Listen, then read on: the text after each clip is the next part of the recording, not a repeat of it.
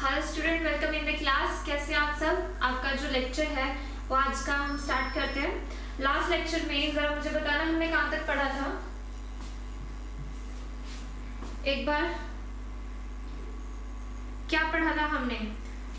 कल हमने पढ़ा था बेसिकली इंट्रो, ठीक, इंट्रोडक्शन की थी हमने किसकी?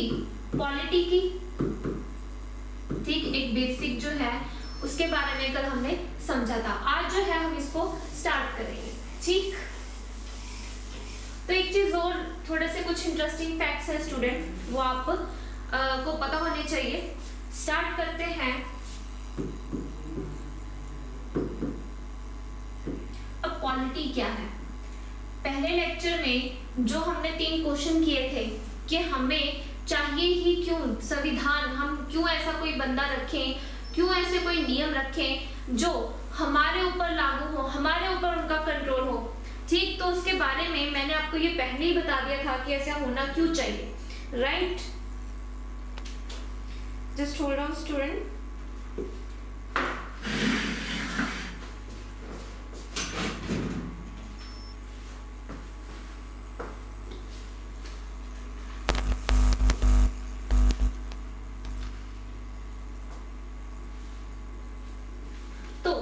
पॉलिटी क्या है स्टूडेंट? एक तरीके से फॉर्म ऑफ गवर्नमेंट,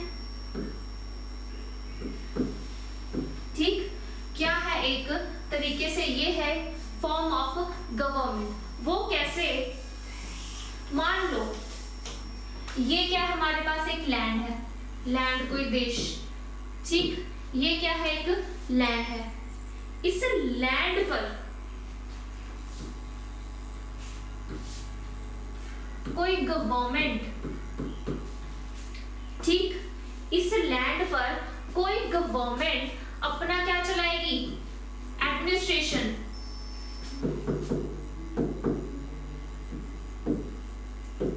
क्या चलाएगी? अपना एडमिनिस्ट्रेशन चलाएगी। तो उसके लिए इस लैंड का जो लॉ होगा, जो कौन बनाएगी? गवर्नमेंट बनाएगी। और उस लॉ के थ्रू इस लैंड पे अपना क्या चलाएगी? एडमिनिस्ट्रेशन चलाएगी। तो उसे हम क्या बोलते हैं? बताओ। उसको बोलेंगे हम कॉन्स्टिट्यूशन, ठीक। क्लियर है? इट मींस जो पॉलिटी है वो किस पे डिपेंड करती है? कॉन्स्टिट्यूशन पे डिपेंड करती है।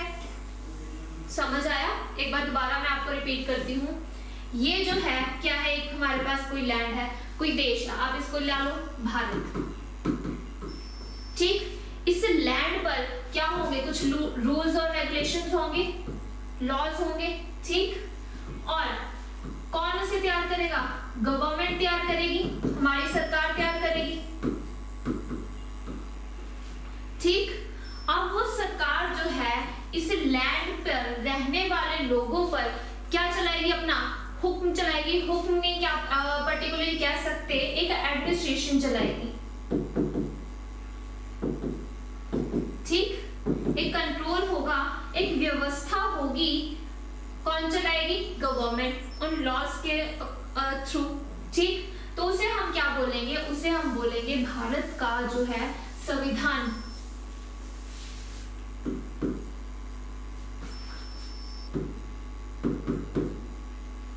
ठीक। क्या बोलेंगे हम? कॉन्स्टिट्यूशन। इसके बारे में हम लास्ट लेक्चर में ऑलरेडी कर चुके हैं, ठीक। भारत का संविधान। अब इस संविधान में क्या क्या लिखा हुआ है? कोई बताएगा? संविधान हमें किस बारे में जानकारी देता है? बताएगा कोई? Yes, anybody?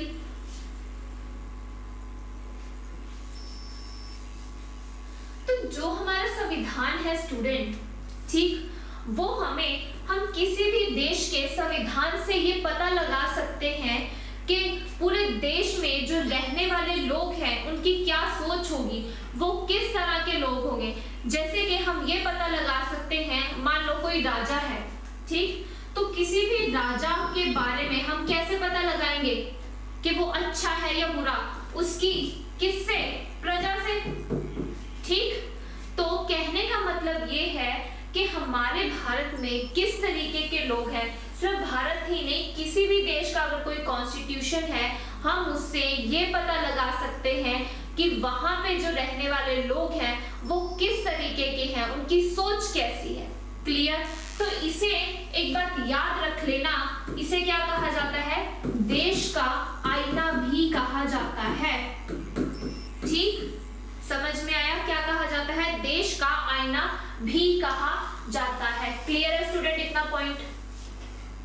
अब इसका मैंने ये तो बता दिया था कि आपको संविधान क्यों चाहिए, कॉन्स्टिट्यूशन क्यों चाहिए।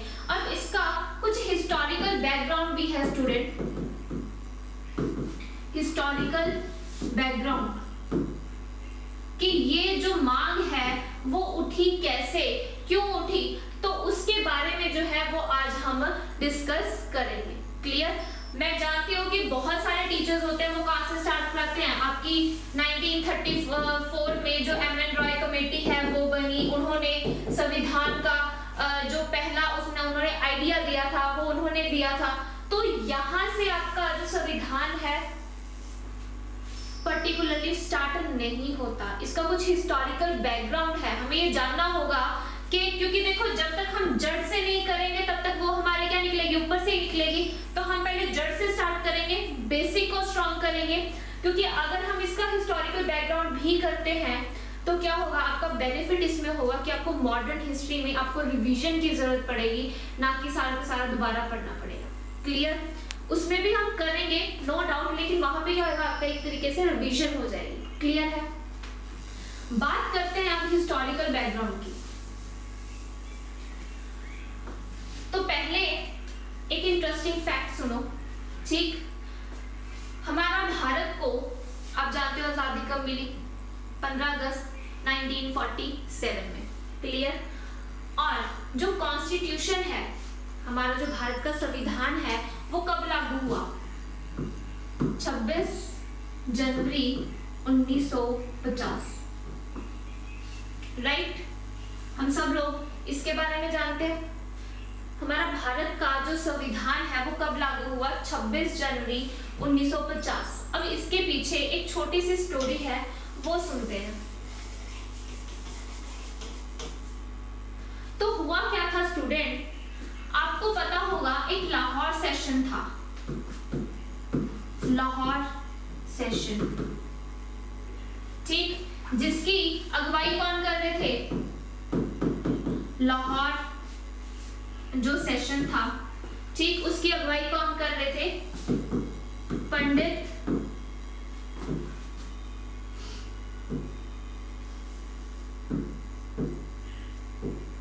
जवाहरलाल नेहरू जी। क्लियर? ये जो सेशन था वो कब हुआ था, ये सेशन हुआ था 19 दिसंबर 1929 में। क्लियर? ये बहुत ही इंपॉर्टेंट डेट है स्टूडेंट, ये पेपर में पूछ ली जाती है डायरेक्टली ही कि लाहौर सेशन उसे कौन प्रिस्क्राइब करा था, तो क्या आंसर आएगा, पंडित जवाहरलाल नेहरू जी। क्लियर? और ये सेशन कब हुआ था, 19 दिसंबर 1929 को हुआ था। अब ये सेशन क्यों जरूरी है, इस सेशन में ऐसा क्या हुआ, जो स्टूडेंट हमारे बाकी जो कंट्री है उनमें क्या चल रही थी, याद बताओगे कोई इस टाइम पीरियड पे?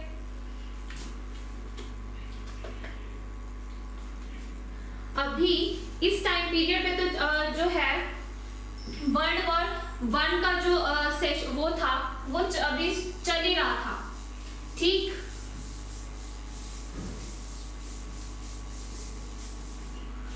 इस सेशन में बेसिकली क्या हुआ था, एक सेकेंड स्टूडेंट,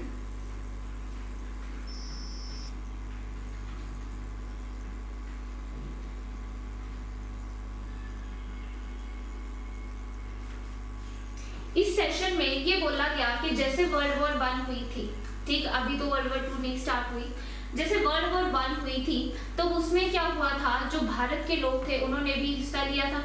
ठीक, लेकिन अब ऐसा दोबारा ऐसा कुछ ना हो, कोई ना कोई ऐसी चीज तो वो जो क्या करेगी, प्रोटेक्ट करके रखेगी किन्हें, भारतीयों को। दूसरी बात ये बोली गई, जो लाहौर सेशन था, मोस्ट इंपॉर्टेंट स्टूडेंट बात में बोली गई कि संपूर्ण स्वराज चाहिए, मतलब कि फुल इंडिपेंडेंस। ये जो नारा है संपूर्ण स्वराज का, वो किस सेशन में दिया गया? लाहौर सेशन में दिया गया। इसमें ये बोला गया कि आप ये देखो कि जैसे कि 22 मार्च को हम क्या सेलिब्रेट करते हैं स्टूडेंट? Water day. ठीक, 22 मार्च को हम क्या सेलिब्रेट करते हैं? Water day. वाटर डे क्या होता है? एक तरीके से हम ये कहते हैं कि जो पानी है हमारे लिए कितना अमूल्य है, हम क्या करते हैं? अवेयरनेस फैलाते हैं उस बात के लिए। इसी तरीके से इस सेशन में ये बोला गया कि लोगों को कम से कम आजादी का महत्व तो पता चले कि क्यों हमें आजादी चाहिए, इसकी इंपॉर्टेंस क्या है। तो लाहौर सेशन में एक नारा दिया गया कि हमें क्या चाहिए? संपूर्ण स्वराज चाहिए।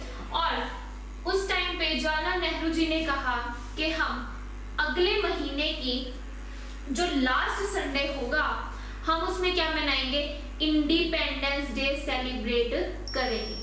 ठीक, तो अब ये देखो कि मैंने आपको बताया 19 दिसंबर कब हुई थी ये जो आपका सेशन हुआ था?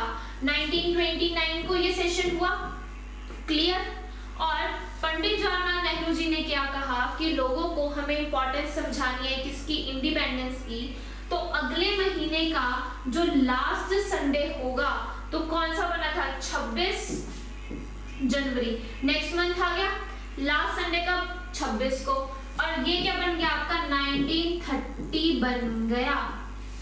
क्लियर? तो क्या हुआ आपके पास 26 जनवरी 1930 को क्या मनाया गया? First independence day.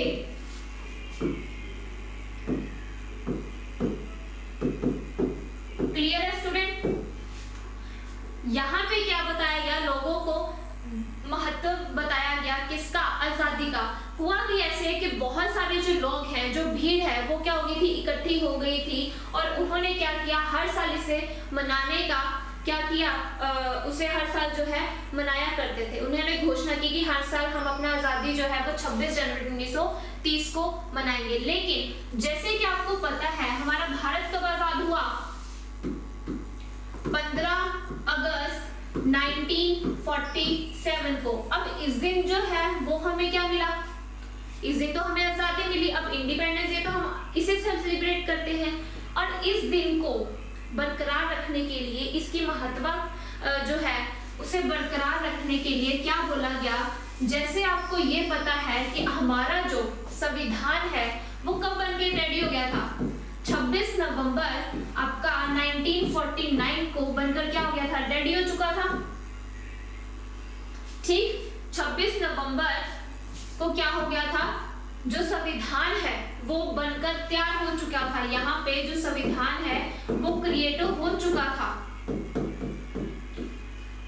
तो हमें हमारा जो रिपब्लिक डे है वो भी इस डेट को मनाना चाहिए था, लेकिन ऐसा नहीं हुआ।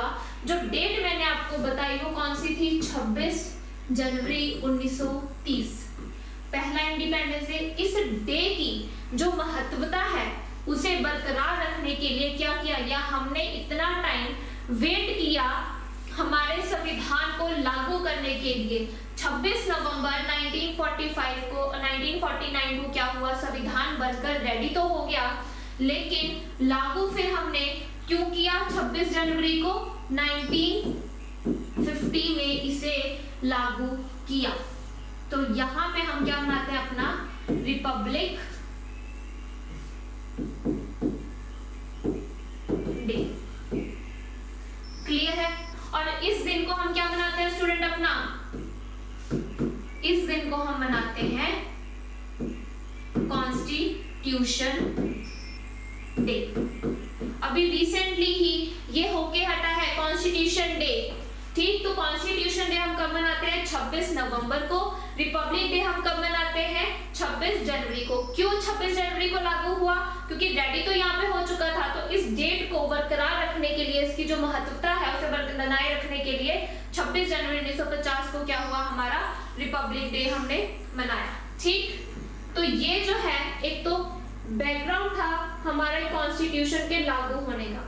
छोटा सा एक फैक्ट था। क्लियर है स्टूडेंट? समझ में आया इतना कि ऐसा क्यों होता है? बनकर रेडी हो चुका था और बाद में क्यों लागू हुआ, तो उसके पीछे ये कारण था।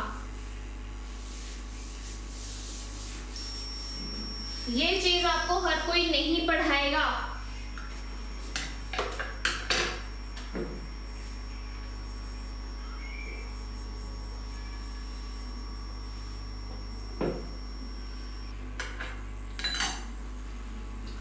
आज हमने जो पढ़ना है दैट इज बैकग्राउंड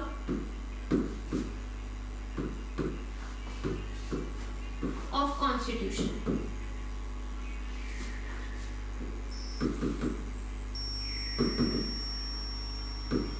अभी कोई असेंबली हमने नहीं तैयार की, कोई भी असेंबली की अभी मांग भी नहीं हुई है।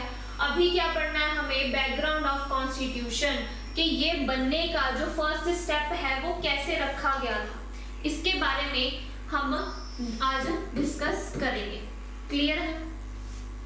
अब देखो, जैसे कि आपको पता है भारत से जो भारत को आजादी मिली, किन से मिली थी? ब्रिटिशर्स से। ठीक, तो बैकग्राउंड जो है वो कहां से स्टार्ट होता है? आपको जैसे पता होगा कि 1600 एडी में, ठीक, जो क्वीन थी, क्वीन कौन? एलिजाबेथ। ठीक, जो क्वीन थी उन्होंने एक ट्रेड मोनोपोली क्या साइन की? एक ट्रेड मोनोपोली। हम जो है स्टूडेंट इसे डिटेल में कब करेंगे? मॉडर्न हिस्ट्री में से डिटेल में पढ़ेंगे। अभी जरा एक वैसे ही आप इसको सुन लो। तो क्वीन ने एक ट्रेड मोनोपोली साइन की। उसमें ट्रेड मोनोपोली साइन किसके साथ की? ईस्ट इंडिया कंपनी के साथ। ईस्ट इंडिया कंपनी, दो बंदे आए, आकर क्वीन से बोला कि हमने क्या करना है? व्यापार करना है और एक हमने कंपनी स्टार्ट की है, आप हमें क्या दो? एक मोनोपोली दो। कहने का मतलब अगर इंग्लैंड से कुछ भी सामान आएगा वो भी किसके पास जाएगा? East India company. और यहाँ से आगे जो बाकी के देश हैं, आप चाहे भारत ला लो, चाइना लगा लो या कोई भी, ठीक, तो ईस्ट इंडिया कंपनी के पास ही वो हक होगा कि अगर कोई भी सामान चाहे यहाँ से आए, चाहे यहाँ जाए, या यहाँ से आए यहाँ जाए, तो उसमें जो सिंगल बॉडी रहेगी वो कौन होगी? East India company. तो इनके साथ क्या हुआ? मोनोपोली जो है वो साइन कर दी। किसने? क्वीन एलिजाबेथ ने। क्लियर है स्टूडेंट?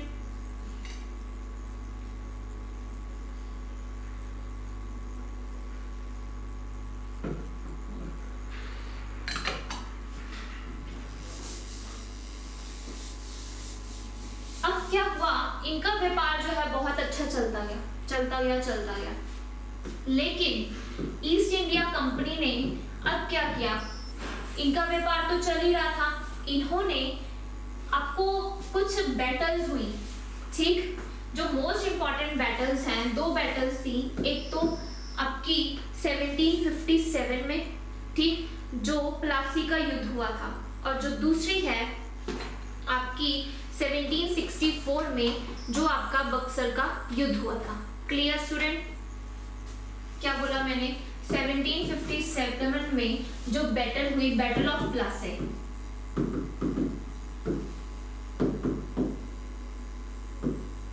जो बैटल ऑफ प्लासी हुई, साथ में 1764 में कौन सी बैटल हुई? Battle of Buxar.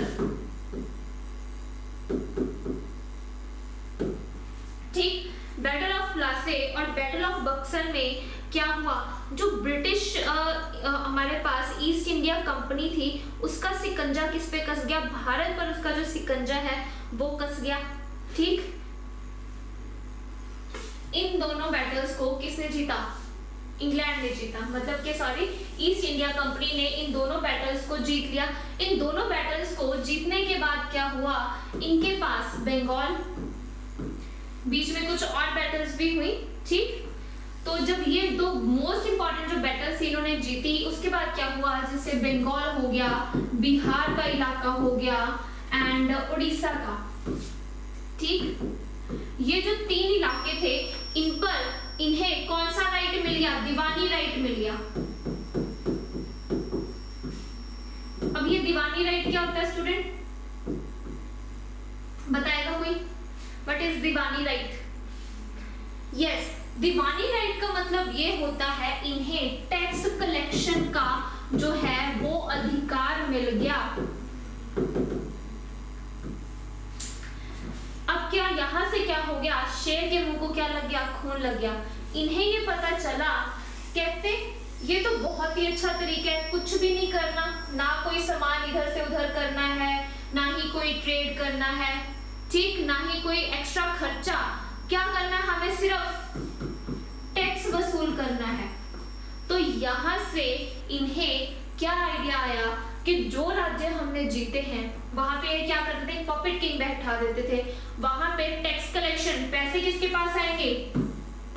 पैसे सारे आएंगे ईस्ट इंडिया कंपनी के पास, ठीक। जितना भी पैसा है किससे? टैक्स वगैरह से, जो भी लगान है वो आएगा इसके पास ही। दूसरा ये चीज क्या करते थे, जितने भी ये राज्य जीतते थे उन पर क्या बिठा देते थे? एक पपेट किंग बिठा देते थे। उसको बोलते थे कि तुमने क्या करना है, अगर तुम्हें अपनी जान की जो अपनी जान है वो बचानी है, अपना देश जो है, अपना राज्य जो है अगर बचाना है, इनको क्या करोगे? पैसे तो दोगे, साथ में ये उन्हें अपना प्रोटेक्टरेट बना ले। कहने का मतलब कि कोई भी राज्य है, फॉर एग्जाम्पल अगर हम ले बंगाल की ही बात करते हैं, ठीक, बंगाल की ही अगर हम बात करें तो क्या हुआ? ये बंगाल राज्य है, ठीक। बंगाल राज्य में राज किसका चल रहा है? कौन टैक्स कलेक्ट कर रहा है? East India company. तो ईस्ट इंडिया कंपनी ने यहाँ पे क्या बिठाया हुआ है? एक राजा बिठाया हुआ है, या आप कह लो यहाँ पे कौन थे? नवाब थे, ठीक। यहाँ पे किसे? एक पपेट जो है नवाब यहाँ पे बिठा दिया और उसे ये बोला कि अगर तुमने अपना राज्य बचाना है, अपनी जान बचानी है, अपने लोगों की जान बचानी है, तो क्या करना पड़ेगा?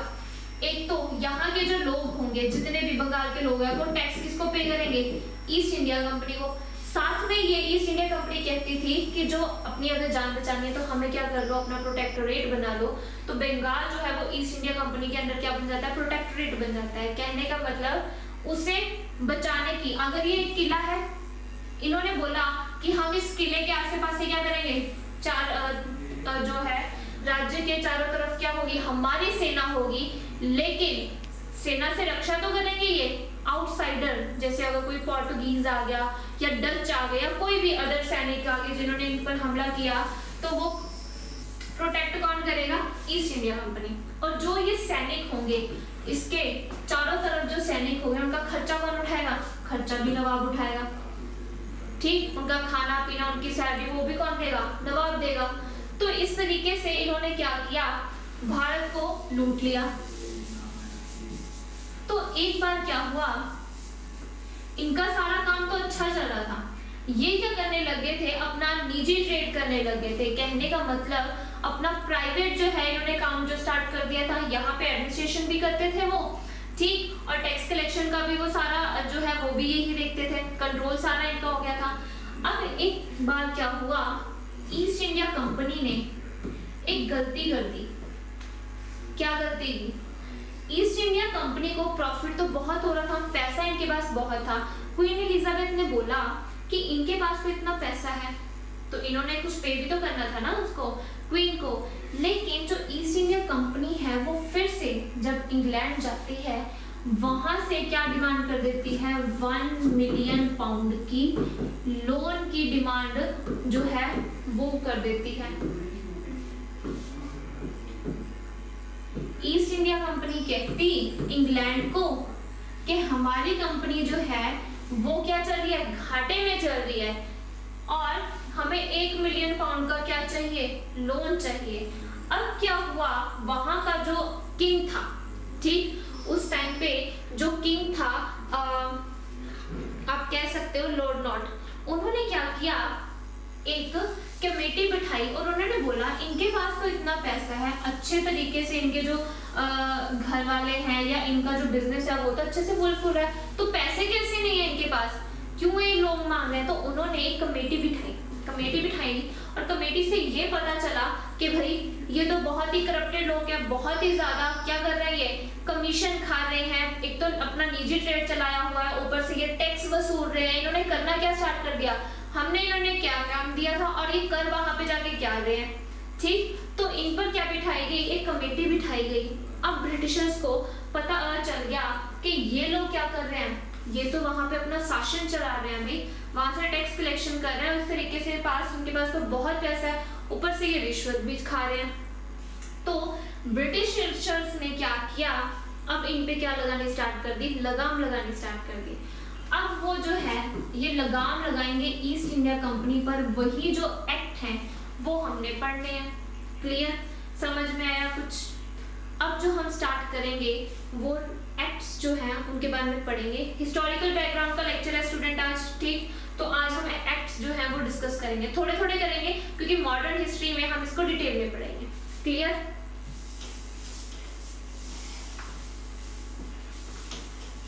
पहला एक्ट जो है स्टूडेंट वो आप हेडिंग बनाओ, रेगुलेटिंग एक्ट 1773।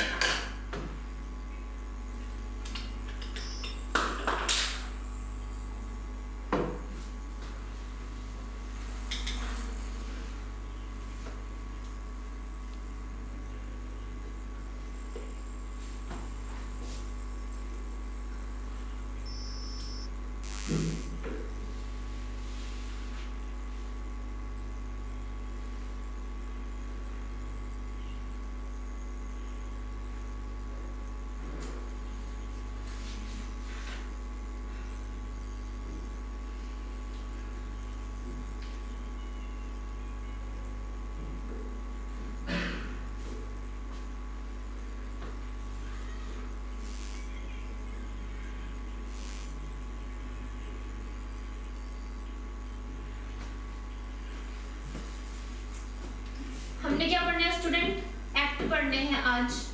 ठीक, पहला एक्ट लिखो,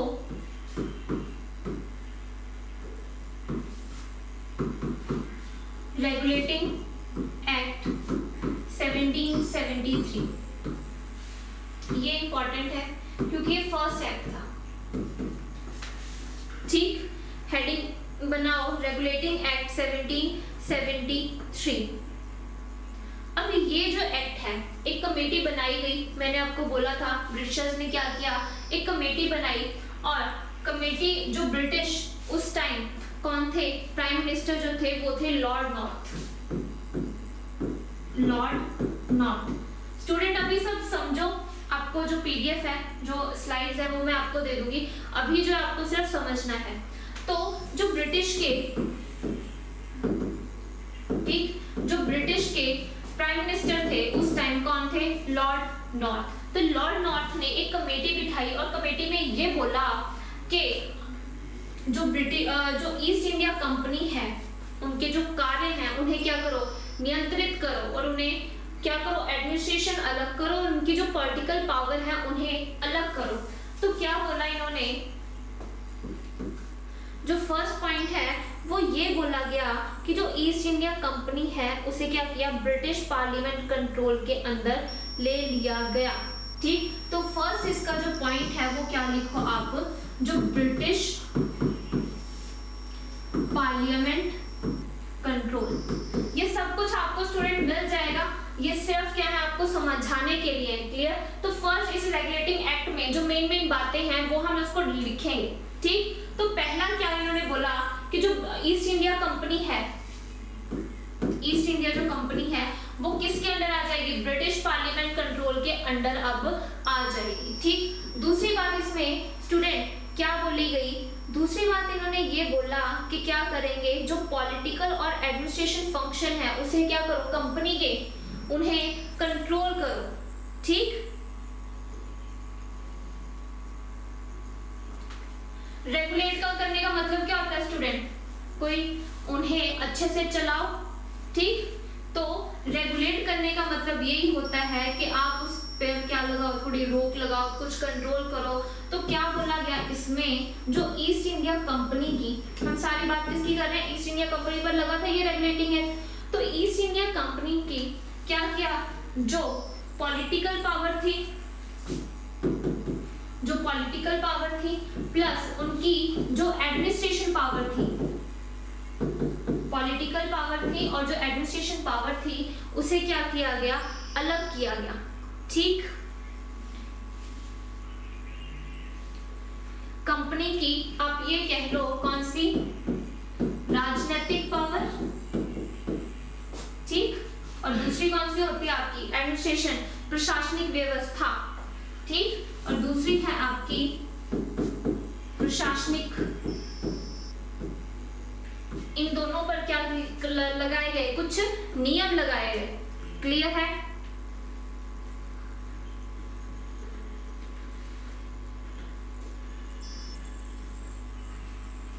थर्ड पॉइंट ये लिखो, इसी में ही क्या बोला गया, जो कंट्रोल है वो किसके पास रहेगा, कंट्रोल रहेगा सेंट्रल एडमिनिस्ट्रेशन के पास, सेंट्रल एडमिनिस्ट्रेशन। ठीक, जो कंट्रोल रहेगा वो कहां से, वो सेंटर कंट्रोल करेगी। सेंटर कौन, ब्रिटिश जो है। ठीक, तो जो सेंटर है वो सेंट्रल एडमिनिस्ट्रेशन चलेगा भारत पर, और कौन सेंट्रल की बात किसकी हो रही है, ये ब्रिटिशर्स की बात हो रही है। ठीक, आप इसको ये बोल सकते हो कि केंद्रीय प्रशासन चलेगा। ठीक, जो केंद्रीय प्रशासन है वो यहाँ पे अब लागू होगा। Clear student? रेगुलेटिंग एक्ट में ये जो है 3 बातें ये बोलेगी उसमें। अब यहाँ पे ये तो है आपके, कुछ आपको चीजें पता होनी चाहिए। पेपर में अब क्या पूछा जाता है, अब वो देखो।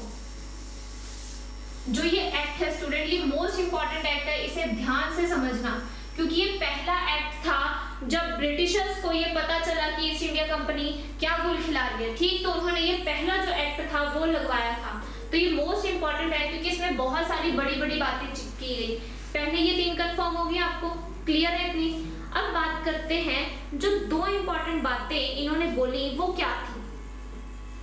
पहली बात कि आपको ये पता है बंगाल, बॉम्बे और मद्रास, ठीक, कलकत्ता, एक तो था आपके पास 3 प्रेसिडेंसी स्टेट, कौन कौन से, बंगाल, दूसरा मद्रास और तीसरा आपके पास बंगाल, मद्रास और तीसरा लिखो बॉम्बे।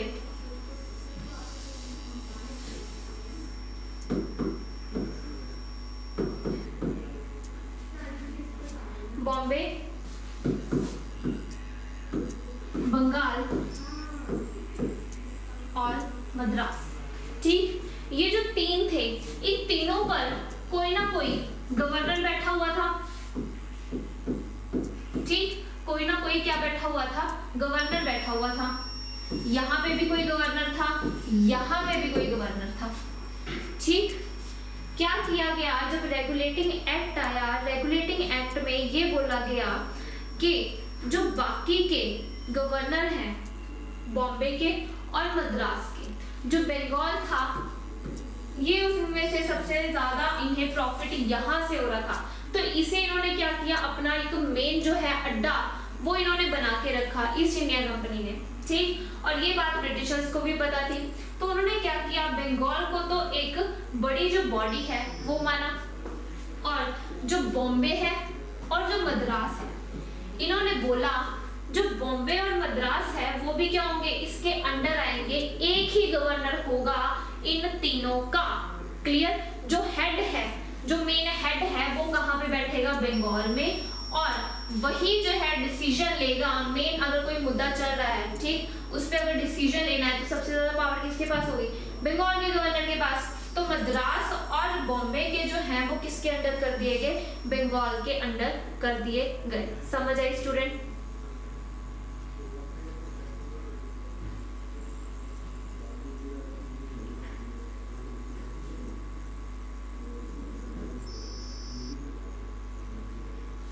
ठीक, समझ में आया क्या हुआ यहाँ पे? जो इसका गवर्नर है, तीनों के गवर्नर थे, इन्हें क्या किया, बंगाल के अंडर ही कर दिया, और इसको क्या नाम दे दिया, अब ये जो है वो इसके अंडर आ गए। ठीक, तो इसके जो गवर्नर है, पावर इसके पास हुई, तो इसको नाम दिया गवर्नर जनरल ऑफ बंगाल। समझ आया? क्या नाम दिया? Governor general of Bengal. ठीक, जिसके अंदर क्या हुए, मद्रास और बॉम्बे के जो गवर्नर हैं वो भी इसी के अंदर आ जाएंगे। क्लियर है? हेड कौन रहेगा? ये बंगाल वाला। अब क्वेश्चन, एक चीज ये बोलिए, अब क्वेश्चन क्या पूछा जाता है student, who is the first governor general of Bengal? बताओ question,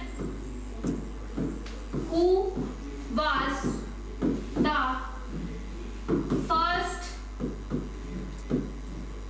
governor general of Bengal? बताओ भाई, क्या आंसर आएगा? मोस्ट इंपॉर्टेंट क्वेश्चन है ये, जो रेगुलेटिंग एक्ट 1773 से निकलता है। Who is the first governor general of Bengal? That is Warren Hasting. ठीक, जो वॉरेन हेस्टिंग थे वो कौन थे? First governor general of Bengal थे। क्लियर? वैसे तो बोलना नहीं चाहिए, लेकिन फिर भी आपको एक बात बताती हूँ, जो ये वॉरेन हेस्टिंग थे ये बहुत ही ज्यादा करप्ट थे। इनके अंदर जितने भी और काम कर रहे थे वो क्या करते थे? करप्शन लेते थे। इन्हें क्या किया था? इन्हें इम्पीचमेंट भी दी गई थी। जैसे प्रेसिडेंट को हटाने के लिए इम्पीचमेंट वर्ड जो है हम यूज करते हैं ना, इन्हें इम्पीच भी किया गया था। क्लियर?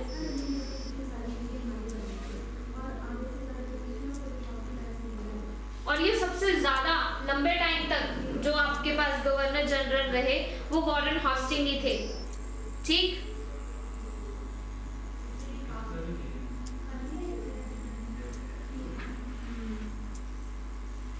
यहाँ पे वर्ड जो है मैंने आपको जैसे बनाया उसके अंडर आगे दैट इज वर्ड यहाँ पे यूज किया जाता है सबऑर्डिनेट। ये आपको स्लाइड में मिल जाएगा स्टूडेंट। ठीक, मैं अभी जो है वो आपको समझाने का काम कर रही हूँ। ठीक, कल जो है वो आपको इसकी स्लाइड मिल जाएगी। क्लियर है? दूसरी इंपॉर्टेंट चीज, अब दूसरा इंपॉर्टेंट पॉइंट इसमें क्या बोला गया? सुप्रीम कोर्ट सब जानते हैं, सबसे बड़ा कोर्ट क्या है यहाँ पे? कौन सा? Supreme court. ठीक, तो सुप्रीम कोर्ट कब इस्टेब्लिश हुआ?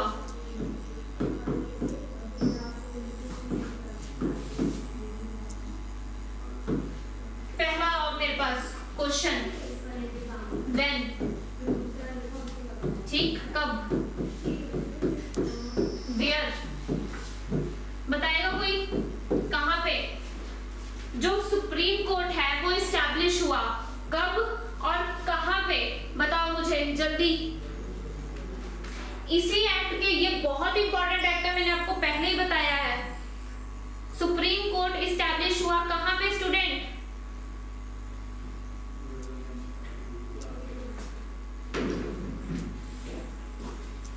सुप्रीम कोर्ट इस्टेब्लिश हुआ आपका कैलकाटा में। ठीक, कहां पे इस्टेब्लिश हुआ? कैलकाटा में। कब इस्टेब्लिश हुआ? Answer is 1774। अब एक चीज याद रखना स्टूडेंट, क्वेश्चन यहाँ पे दो कंफ्यूजिंग पूछे जाते हैं। पहला क्वेश्चन, जो सुप्रीम कोर्ट है वो कब इस्टेब्लिश हुआ? इस्टेब्लिश मतलब कब वो जो है वो स्थापित हुआ। ठीक, तो आंसर क्या आएगा आपका? 1774 में। कहां पे हुआ? कैलकाटा में। लेकिन अगर आपसे पूछ लिया जाए कि कौन से एक्ट के थ्रू जो सुप्रीम कोर्ट है वो इस्टेब्लिश हुआ, तो क्या आंसर आएगा आपके पास? Regulating act 1773।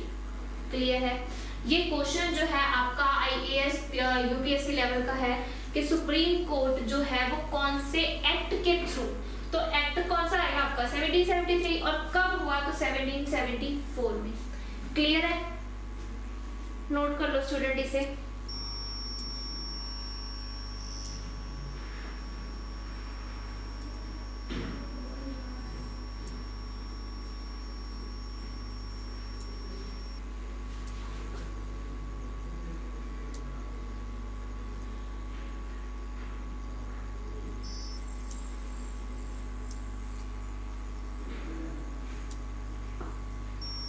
यहां से 2-3 क्वेश्चन स्टूडेंट और पूछे जाते हैं।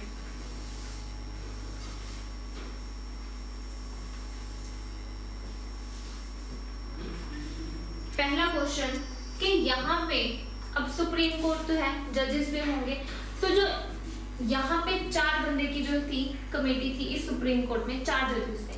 पहला जो है वो कौन था? एक तो था चीफ जज, जो चीफ जस्टिस था, या बोलो चीफ जज था यहाँ पे, ठीक। इसके साथ 3 अदर मेंबर्स भी और थे, ठीक, 3 अदर मेंबर्स भी और थे। तो क्वेश्चन ये पूछा जाता है जो पहला चीफ जस्टिस है या पहला जो चीफ जज था सुप्रीम कोर्ट का, ठीक, उनका नाम क्या था? तो उनका नाम लिखो, वो पेपर में पूछ लिया जाता है। सर एलिजा एम्पे, क्या नाम था उनका? सर एलिजा एम्पे, ठीक, सर एलिजा इम्पे। यहां पे आपका क्लियर है? ये रब कर दो स्टूडेंट, शॉर्ट फॉर्म में लिख देती हूं मैं यहाँ पे, ठीक। जो सुप्रीम कोर्ट में जब इस्टेब्लिश हुआ 1774 में, कहाँ पे स्टूडेंट? कैलकाटा में, ठीक, कैलकाटा में। तो कहाँ क्या था? वहां पे एक चीफ जज था और 3 उसके अदर मेंबर थे। जो चीफ जज था उसका क्वेश्चन जो है वो पेपर में पूछ लिया जाता है। उनका नाम था सर एलिजा एम्पे। क्लियर है?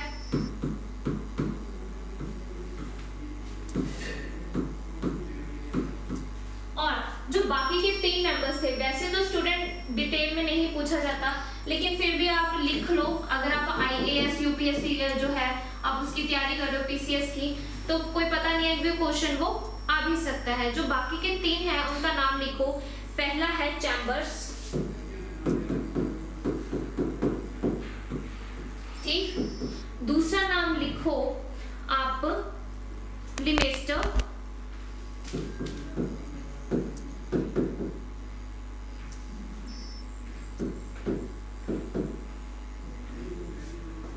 ठीक।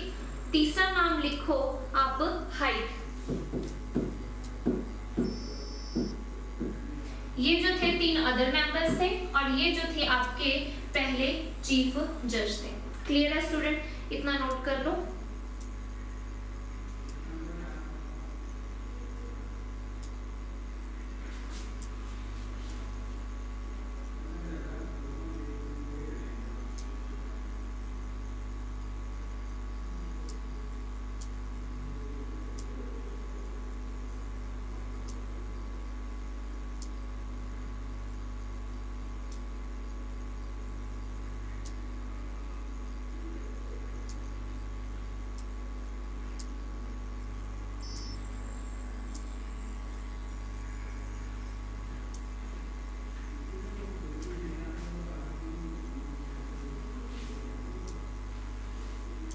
ये नोट कर लिया स्टूडेंट?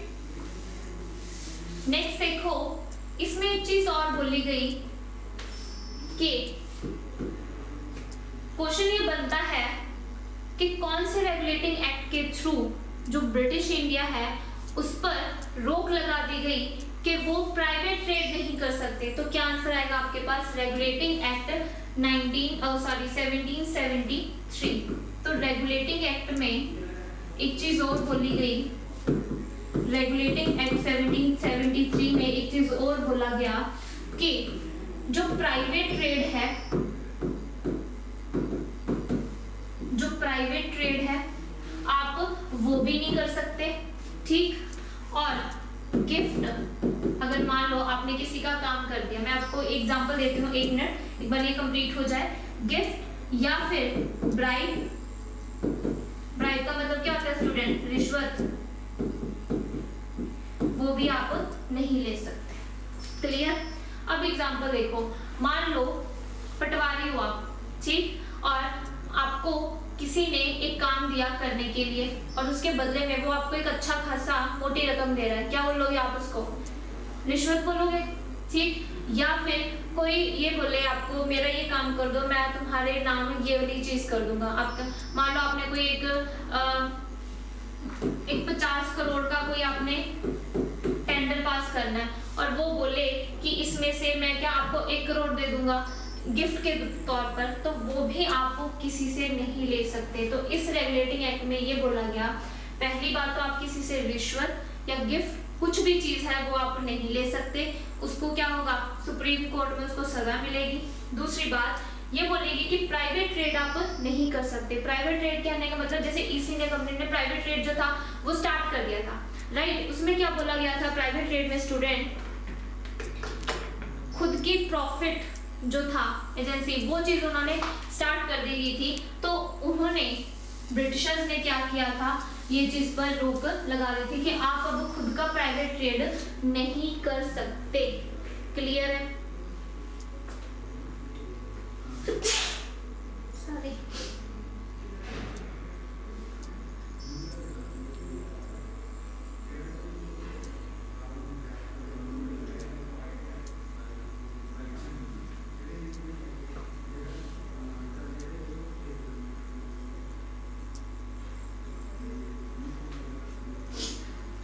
यहाँ पे स्टूडेंट एक और इम्पोर्टेंट पॉइंट बनता है इस एक्ट पे।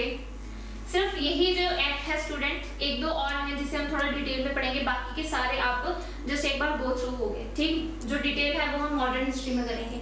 अब यहाँ पे एक चीज और देखो स्टूडेंट, जो सुप्रीम कोर्ट है जब इस्टेब्लिश हुआ 1774 में, ठीक। अब मुझे ये बताओ, आपके पास ऑप्शन है, क्वेश्चन में लिख रही हूँ, क्वेश्चन आपके पास ये है कि जब 1774 में सुप्रीम कोर्ट इस्टेब्लिश हुआ,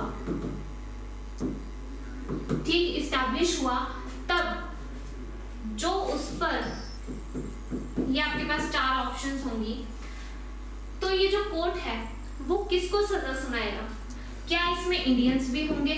क्या ये कोर्ट भारतीयों के लिए है या सिर्फ ईस्ट इंडिया कंपनी के लोगों के लिए? ठीक, ब्रिटिशर्स कहने का मतलब, ठीक, ईस्ट इंडिया कंपनी, ब्रिटिशर्स या ऑल ऑफ अबव? बताओ मुझे, ये मोस्ट इंपोर्टेंट क्वेश्चन है स्टूडेंट, पेपर में पूछा गया था कि जो 1774 में जब सुप्रीम कोर्ट इस्टेब्लिश हुआ कैलकाटा में, तो वो किन के लिए था? इंडियंस के लिए था, ईस्ट इंडिया कंपनी के लिए, ब्रिटिशर्स लोगों के लिए, सबके लिए? बताओ कोई मुझे आंसर इसका, क्या आंसर आएगा स्टूडेंट? टेल मी।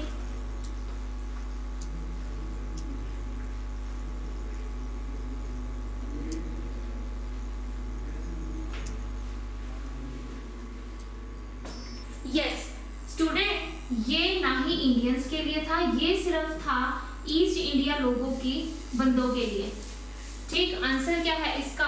Option B. एग्जांपल देती हूँ मैं, जैसे जो ईस्ट इंडिया कंपनी का गवर्नर था, ठीक, गवर्नर जनरल जो था, वो अगर रिश्वत लेता पकड़ा जा रहा है, अब बेशक उसे जिस मर्जी ने रिश्वत दी हो, चाहे वो किसी इंडियन ने दी हो, किसी राजा ने, जिस मर्जी ने इसको रिश्वत दी हो, मान लो किसी राजा ने दिया है, ठीक, ये कोई इंडियन है, इसने इसको क्या दी? रिश्वत दी।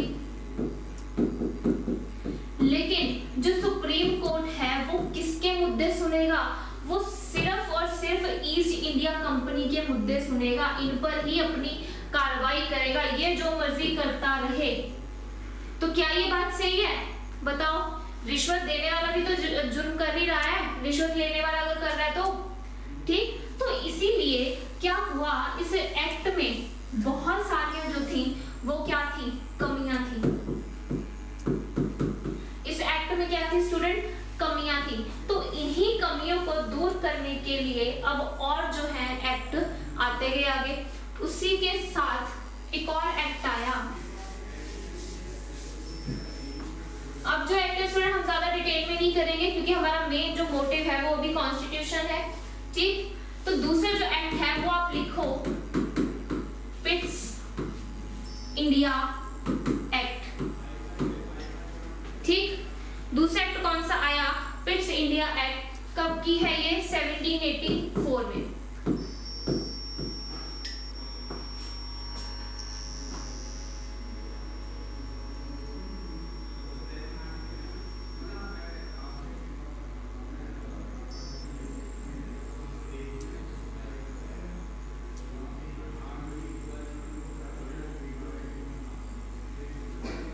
इसमें बस एक ही दो जो है मेन पॉइंट्स आप अभी जो है वो आप लिखोगे। पहला कि ये जो पिट्स इंडिया एक्ट था 1784 में जो आया, इस एक्ट के द्वारा क्या बोला गया कि क्या हुआ यहाँ पे दोहरे शासन।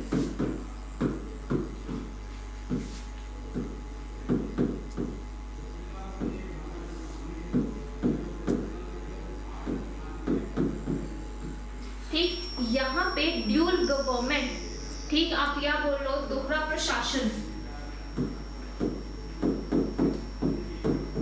यहाँ पे ड्यूल प्रशासन जो है वो क्या हो जाता है, स्टार्ट हो जाता है, प्रारंभ हो जाता है। ड्यूल गवर्नमेंट कैसे, ठीक, ड्यूल गवर्नमेंट में ये बोला गया एक तो होगा बंदा जो ट्रेड को संभालेगा, ठीक, जो जितना भी ट्रेड हो रहा है व्यापार के रूप में, एक जो है वो उसको ट्रेड को संभालेगा, ट्रेड एंड कॉमर्स, और दूसरा जो है वो सिर्फ एडमिनिस्ट्रेशन करेगा। कहने का मतलब जो सिर्फ जो है वो अपना शासन उस पर चलाएगा।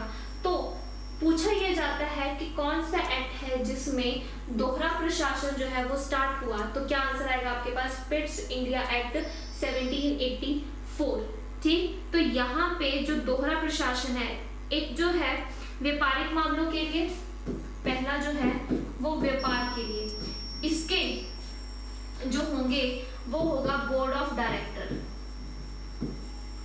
बोर्ड ऑफ डायरेक्टर,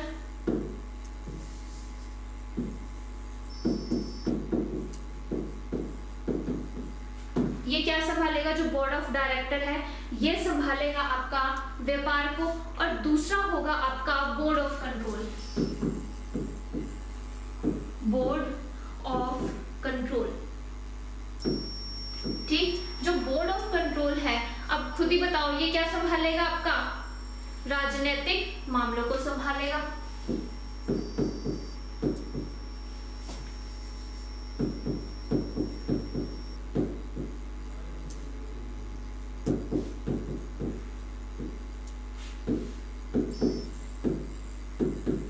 ये कौन सा संभालेगा, व्यापार के मामले।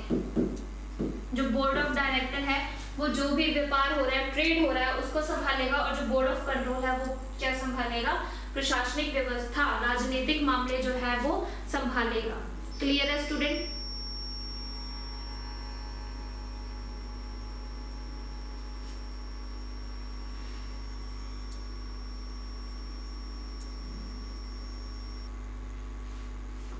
समझ में आई स्टूडेंट ये चीज? अब देखो इस एक्ट में एक चीज और बोली गई,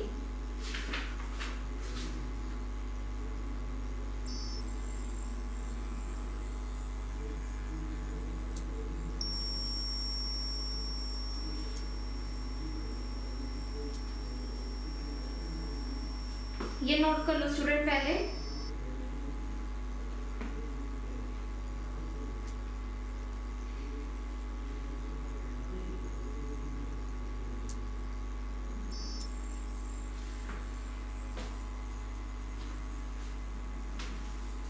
बात करते हैं ट्रेड, तो देखो ईस्ट इंडिया कंपनी संभाल ही रही थी, उसमें ये अब कुछ भी जो है इंटरफेयर नहीं करेंगे। होता क्या है, जो बोर्ड ऑफ कंट्रोल है पिट्स इंडिया एक्ट 1784 में, जो बोर्ड ऑफ कंट्रोल है, क्वेश्चन यहां से स्टूडेंट ये पूछा जाता है, जो बोर्ड ऑफ कंट्रोल है इसके मेंबर्स कितने थे। जब पिट्स इंडिया एक्ट आया तो उस बोर्ड ऑफ कंट्रोल के कितने मेंबर्स थे, तो क्या आंसर आएगा आपके पास 6। ये मोस्ट इंपॉर्टेंट क्वेश्चन है, ये पूछ लिया जाता है स्टूडेंट पेपर में कि जब बोर्ड ऑफ कंट्रोल आया, पिट्स रेगुलेटिंग जो है पिट्स इंडिया एक्ट आया 1784, तब बोर्ड ऑफ कंट्रोल के कितने मेंबर्स थे, तो क्या आंसर आएगा आपके पास 6 मेंबर्स आएंगे। अब इसका जो हेड है वो हेड कौन रहेगा, हेड रहेगा मिनिस्टर ऑफ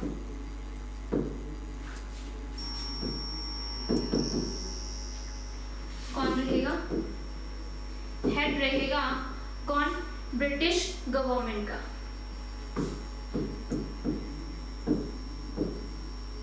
क्लियर?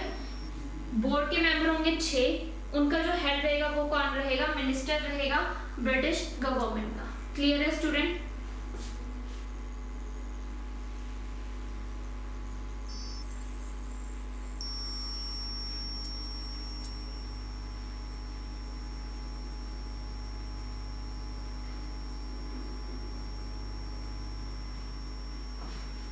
क्लियर है स्टूडेंट पिट्स इंडिया एक्ट। अब मैं आपको एक क्वेश्चन देती हूँ,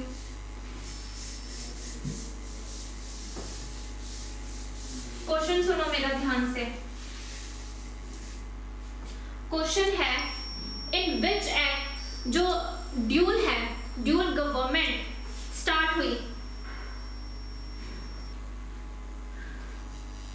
इन which act dual government system, dual government system start हुआ, बताओ विच एक्ट, कौन सा एक्ट है जिसमें ड्यूल गवर्नमेंट सिस्टम जो है स्टार्ट किया है, बताओ क्या आंसर आएगा student? Yes, Pitt's India act, Pitt's India act. Act के साथ में उसके ईयर भी याद रखने बहुत जरूरी हैं, पेपर में पूछ लिया जाता है। पिट्स इंडिया एक्ट कब आया था? 1784 में। रेगुलेटिंग एक्ट जो है वो कब आया था आपका? 1773 में। तो क्लियर हुआ स्टूडेंट इतना? आज हमने दो एक्ट किए, एक तो रेगुलेटिंग एक्ट और दूसरा पिट्स इंडिया एक्ट। उसके बाद जो एक्ट्स हैं वो हम जल्दी जल्दी से कवर अप करेंगे, ठीक, और फिर पहुंच जाएंगे हम कॉन्स्टिट्यूशन असेंबली पे। तो जितना स्टूडेंट आज आपने किया, पहले तो आप इसको सारा रिवाइज करना, ठीक, स्लाइड्स में नो डाउट आपको मिल जाएगा, लेकिन आप प्लीज अपने हैंड रिटन नोट्स बनाया कीजिए, जिससे क्या होता है आपको अच्छे से, हर कोई अपने जो है राइटिंग से फैमिलियर होता है। एक बार अगर उसको लिख ले तो उसको ये याद रहता है कि हाँ उसने ये चीज पढ़ी थी कहीं ना कहीं। तो प्लीज अपने हैंड रिटन नोट्स जरूर बनाया करो, ठीक। तो नेक्स्ट लेक्चर में हम बाकी के जो है एक्ट्स वो डिस्कस करेंगे। तो thank you so much student, आज का लेक्चर हम यहीं पे फिनिश करते हैं। ओके।